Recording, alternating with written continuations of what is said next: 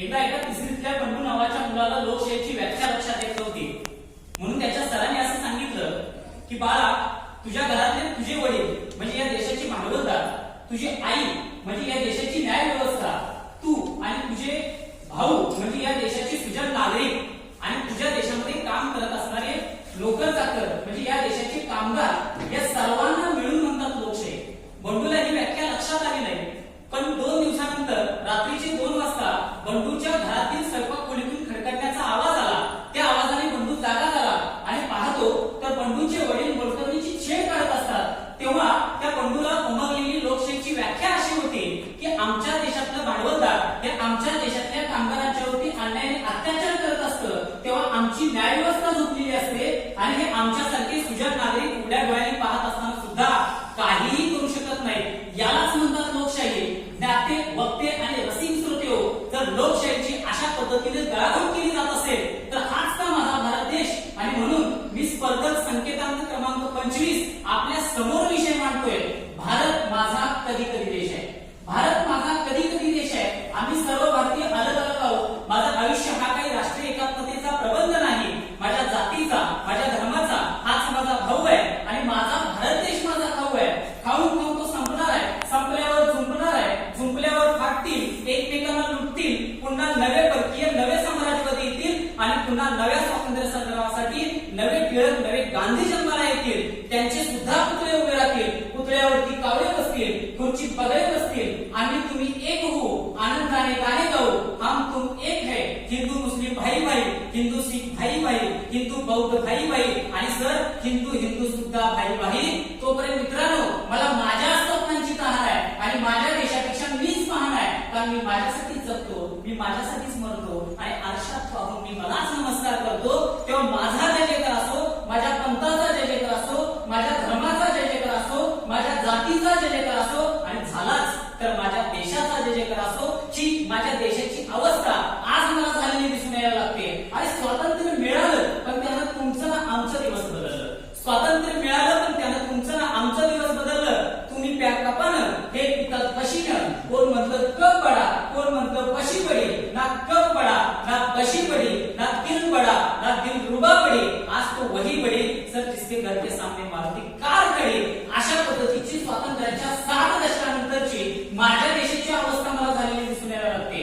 ज्या समर्थ भारत परिवारानं भारताला सामर्थ्यवान बनवण्याचा विडा उचलला, पण आज वक्तृत्व स्पर्धेमध्ये इतका विरोधाभासाचा विषय का ठेवला, याचं सखोल चिंतन जेव्हा मॅडमने केलं तेव्हा असं जाणवतं की आज माझ्या देशातला भ्रष्टाचार हाच इतका शिष्टाचार बनायला लागला. आणि म्हणून की काय सर, ए फॉर आदर्श घोटाळा, बी फॉर बोगस घोटाळा, सी फॉर चारा घोटाळा, डी फॉर डाळ घोटाळा, ई फॉर इम्रान घोटाळा, इथं पासून ते झेड फॉर झारखंड घोटाळा, अशी घोटाळ्यांची यादी आज मला माझ्या देशामध्ये पाहायला मिळाली. आणि इथं यस फॉर शिक्षण क्षेत्रातला घोटाळा सुद्धा मागं पडला नाही.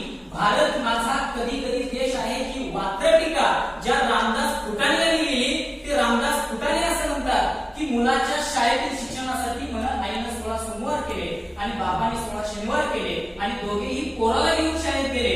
बापाकडे बघत म्हणे प्रिन्सिपल हसला आणि नोटा देताच पोरगा शाळेत बसला.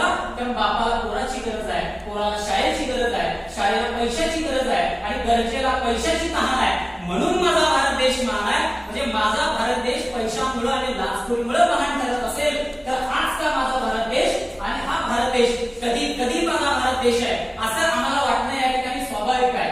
परकीयांची एक युद्धनीती होती की एखाद्या देशाला काबीज करायचं असेल तर तिथल्या तरुणांना व्यसन लावा. मला वाटतं आमच्या देशातले स्वकीय 2 कोटी रोजगार देण्याचं गाजर दाखवून आमच्या तरुणांना व्यसनाधीनतेच्या खाली ढकलायला लागले. मग याला नेमकं जबाबदार कोण? माझा बाप शेतकरी, उद्या जगाचा पोशिंदा. पण आज या पोशिंद्याला स्वतःचे हक्क, स्वतःचे कर्तव्य, नवे नवे श्वास घेण्यासाठी आंदोलन करावं लागतं. मग याला नेमकं जबाबदार कोण? या गोष्टीचा खऱ्या अर्थानं आम्ही आणि तुम्ही विचार करणं खूप गरजेचं आहे. मला या ठिकाणी या संविधानाच्या प्रस्ताविकाची तंतोतंत चिंता आठवण येते. जे संविधानाचं प्रास्ताविक मला सांगत होतं की आम्ही भारताचे लोक, भारताचे एक सार्वभौम समाजवादी धर्मनिरपेक्ष लोकशाही गणराज्य घडवत म्हणे त्यामध्ये दर्जाची आणि संधीची समानता मिळवून दिली गेली. आणि म्हणून की काय 26 नोव्हेंबर 1949 रोजी हे संविधान त्याच भारतातल्या लोकांच्यासाठी अर्पण केलं गेलं. सर मला हे भारताचं संविधान सुद्धा त्या नारळाच्या झाडाच्या उंचीसारखं वाटायला लागतं की त्याची सावली त्याच्याच खाली बसलेल्या पांथस्थापनात पोहोचू शकलेली नाही. हीच का आमची धैर्याची आणि संधीची समानता, याचा विचार आम्ही तुम्ही करणं खूप गरजेचं आहे. एक उंदीर होतं, उंदराच्या पाठीमागं मांजर लागलं होतं आणि मांजराच्या पाठीमागं कुत्रा लागला होता. तिघांची जीवघेणी स्पर्धा चालू होती.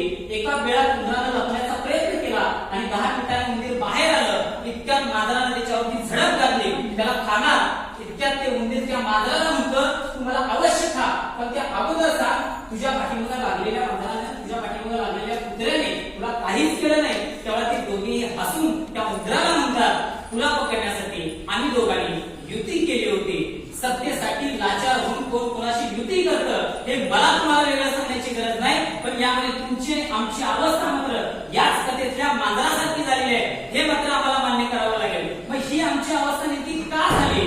अगदी एखाद्या कोपऱ्यामध्ये गुरुत्वाकर्षणाचा नियम हा काही न्यूटनची वाट बघत बसला नव्हता सर. त्याच्या डोक्यावरती पडणारी एखादी वस्तू त्याला शोध लावण्यासाठी कारणीभूत ठरली होती. मग आज आमच्या डोक्यावरती खून, मारामाऱ्या, दरोडा, बेकारी अशा अनेक गोष्टींचा मारा होतोय, तरी सुद्धा आम्ही शांतता बसलेला आहोत. परकीयांची युद्धनीती आम्हाला मान्य होती, पण या सतीयांच्या युद्धनीतीपुढे आम्ही का गप्प बसलेलो आहोत याचा आम्ही तुम्ही विचार करणं खूप गरजेचं आहे. कारण हिटलर एका ठिकाणी असं म्हणाला होता की एखाद्या कोंबडीचे पंख छाटा आणि तिच्या समोर 2 दाणे टाका, ती तिचं सगळं दुःख विसरते आणि तुमच्या मांडीवरती येऊन बसते. आणि म्हणून की काय, निवडणुकीच्या वेळेला 500 आणि 1000चे दाणे आम्हाला टाकले म्हणून आम्ही हे सगळं दुःख विसरलो आणि या सत्तेसाठी लाचार व्हायला लागलो आणि परस्वतीयांची गुलामगिरी करायला लागलो. आता हे सगळं विसरून आपण एकमेकांच्या हातात हात द्यायला हवं आणि समर्थ भारत परिवार बनवण्यासाठी, सज्ञान भारत परिवार बनवण्यासाठी एकत्र येऊन काम करायला हवं, एवढी माफक अपेक्षा बाळगतो. आणि जाता जाता एवढंच सांगतो की अजूनही धुमसतात तिथल्या चितांची निकारे, अजूनही रक्त मागत उठतात वरसन बसारे, आसवेच स्वातंत्र्याची आम्हाला मिळाली पुन्हा आयुष्याच्या पेटू मशाली.